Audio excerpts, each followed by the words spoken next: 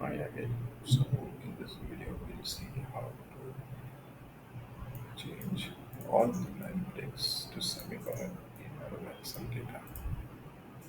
Right. So let's see, for example, we have an Excel data right now over here. This one is to be detailed one. Right. And here as you see we have line breaks, which creates problem when you create this or export this file as CSV. The CSV will have line breaks and the line breaks will be a problem. So we need to replace line text with semicolon. Now here is what we need to do. First thing is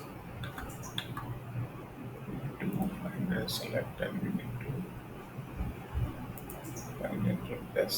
So this pop-up comes up over here. Find what? Make it active first and then you press Ctrl J on your keyboard. Now pressing Ctrl J on the keyboard, it might look that nothing has happened, but things has happened. As you can see, there is a small dot blinking over here, right? So the Control J is shortcut for the line break, and then we say we want to replace it with semicolon. So replace with semicolon. That's it. And now if I say replace all time for replacement period, and we see the data is as we need it. Semicolon has been added and the line breaks have been removed.